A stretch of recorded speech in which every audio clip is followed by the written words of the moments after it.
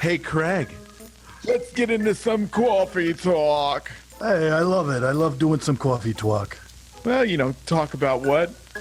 Dogs, daughters, whatever. It's coffee talk. Coffee talk. Hey! Coffee! Okay, it sounds like we're going to be laden with leads. Oh, man. The bane of our existence. The bane. So, I know we've kind of beat it with a dead horse. Beat it with a dead horse? I don't know. I don't even know what I'm saying anymore. What kind of world do you live in, Mr. Jason? A weird one. Yeah. But let's talk about leads. Mm-hmm. These things suck. Yeah, they're frustrating. They can be. Let's talk about the 4 major different types of leads. Gosh. Yeah. I'm off my game. 4 major types of leads. You need a monster. And how to handle them. Okay? Everybody says, what kind of leads are good, right? Mm-hmm. Leads just pretty much fall into 4 categories. 1, public data leads. Yeah. So you're talking about I don't even want to bring up companies, but those companies that you sign up for. It rhymes with small smecks baits. Yeah, something like that. And Bale's peony. Does it rhyme with those? I would think, yeah. Okay. Yeah, those public data companies. And here's the problem with them. Let's just be honest, is that you're getting quantity, not quality. Yeah, and you're basically, what we're really looking for here is contact rate. Yeah. And some sort of direction on how to handle the conversation. So with those, you don't know where they got the information from. They definitely didn't fill out anything recently.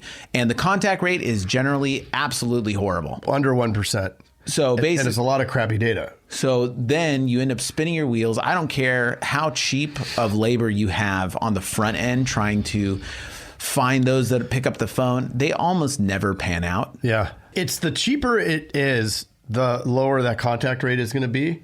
And at a certain point, you have too many numbers that aren't performing, and you aren't ever going to have enough time to make the dials that you need to get performance out of that data. Right. And so what we're looking at here is we're looking at cost per sale. Mm-hmm. And everybody's worried about how much does a lead cost. It only matters what it costs after you know how it will perform. Right. Because I will buy a $30, $40, $50 lead all day if they're closing all of them. Yeah. Or if they're closing 1 out of 2 and I got $30 leads, I will buy those until the cows come home, Mr. Craig. Right. And the better quality is actually higher contact. Yes.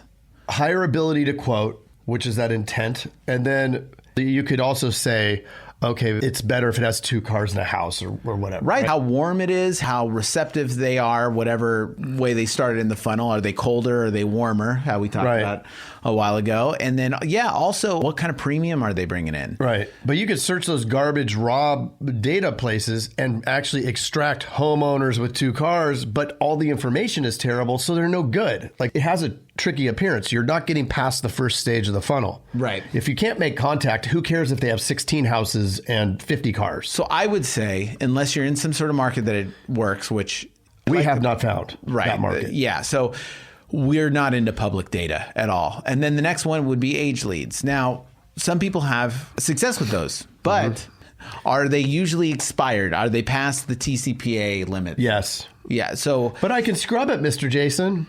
Yeah. So here's the deal. Like, this lead filled out a form online. They had everybody from Mr. Craig to Mr. Jason to Mr. Brandon to everybody. Mr. George calling them. Yeah. So they've been through multiple sales. The ringer. Yeah. Then after a certain point in time, they sell them as age leads. Now, when they are age leads, they're not capping usually. They usually cap on the front end, maybe 6 agencies when it's a new lead. But then as it's an age lead, it goes into this bucket where they're just going to resell it to death. To death. So then let's say 100 agencies buy that lead. Well, that person's probably going to be pretty pissed off. And they might be ready to file some sort of lawsuit or something. Yep. So again, age leads better than public data. I don't recommend them. Then you get into... Well, over the years, all of the ones that have had any kind of complaints that I've heard from different agents have resulted from age data. Right. Yeah, because at some point, I mean, they're going to get pissed, right? Especially when they're being sold as age data. Right. And then past that is some sort of newly opted in lead. There's everything from a lead that opted in for a gift card, and it's called co-op, where they've opted in for maybe a gift card, but like they're going to get people calling them to fix their house and credit repair. Yeah. So they'll kind of share that data with a few different people. It's better. I mean, they're opted in. They agreed to having somebody call them. They're less expensive. But is the cost per sale better? That's what you got to figure out. That's why you have to put it through your telefunnel, be consistent like we talked about before, be real consistent so that you can see the variables. You can compare the contact rates. You can compare the sales cycle. Does it take 2 weeks to close these or longer, huh? Longer. That's the problem. So like if I look at my 6-month data, yeah, right, those type of leads actually have a lower cost per sale, right? They're like $50 to $70 for a cost per sale. The problem is that meant if it's $70 and they're $1, that means it was 70 leads quoted to result in a sale, right? Right. And how many dialed? Right. So it's good to have them in the. I think it's good to have them in the mix. It's hard to lead with those. Some people can. Yeah, I think it's tough because, especially if you're starting with them, because if it's a 6-month sales cycle or 4-month sales cycle or whatever it is, you're filling that pipeline up with having to make too many dials on it, right? So many dials on these leads that it's going to take a while. And most people then eject from doing something like this because they're not seeing immediate results, which takes us into long form yeah. data leads. Yeah. Now, these long form data leads are what you typically buy from the lead companies. They can be 5 to... The companies like Beverboat or Moat Pizzard. Who else? I don't know. Tab Beads. Oh, you are in riddles, Mr. Craig. That's right. They call me the Riddler. In riddles.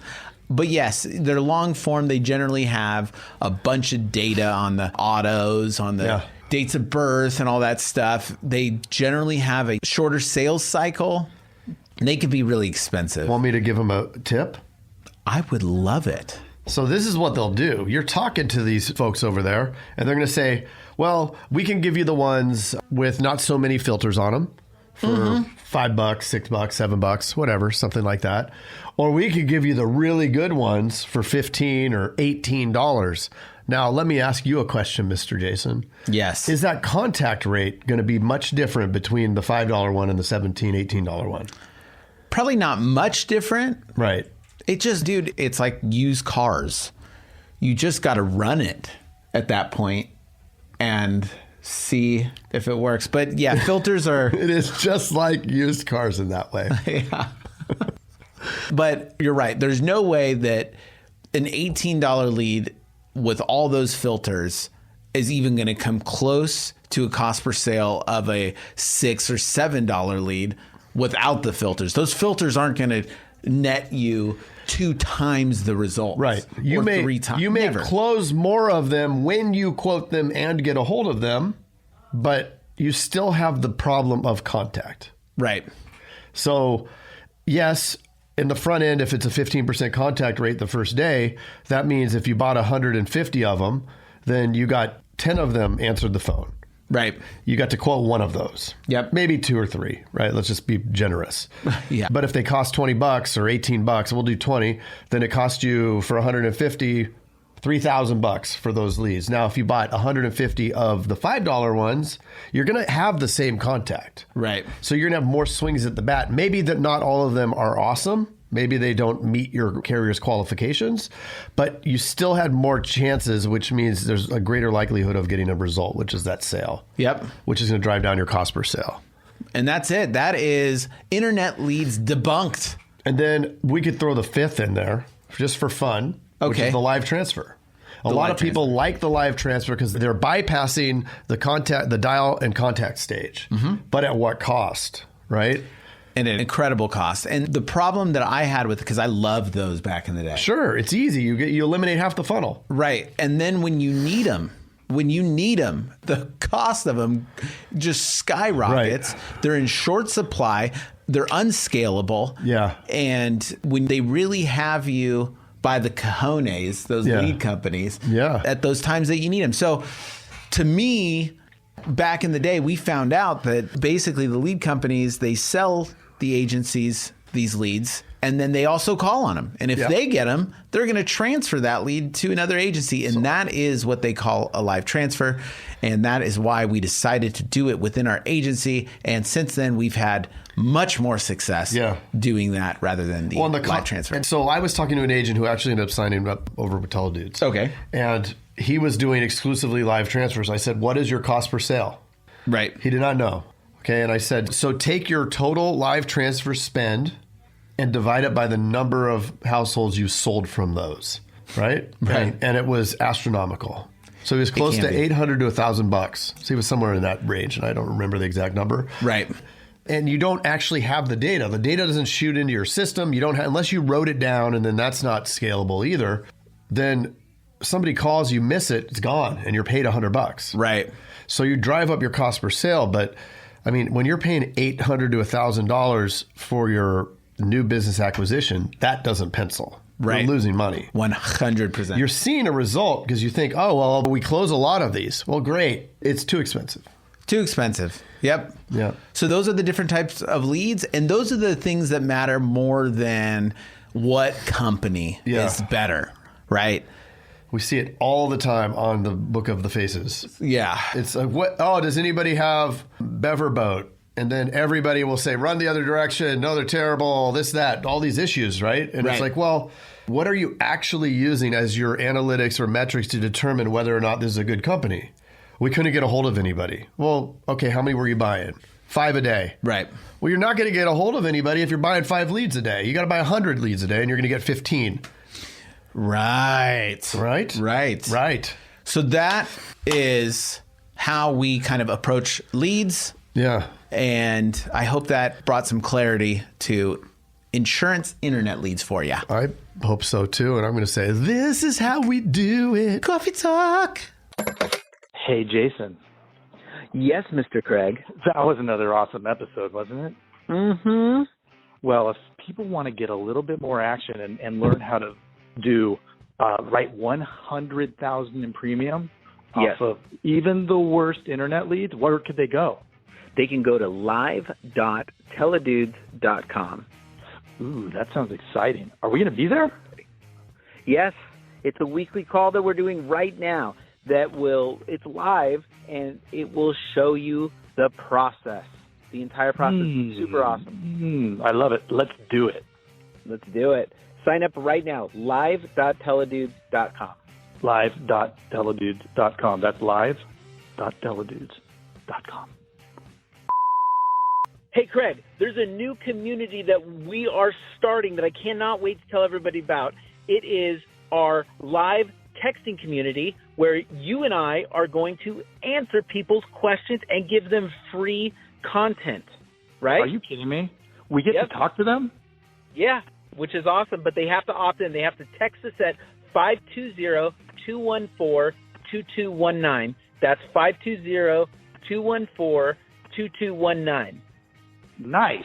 Craig, are you going to respond to these texts? I'm going to respond to them for sure.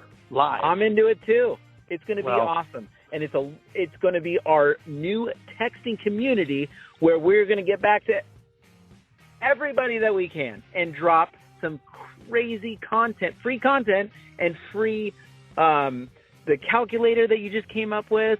That's right.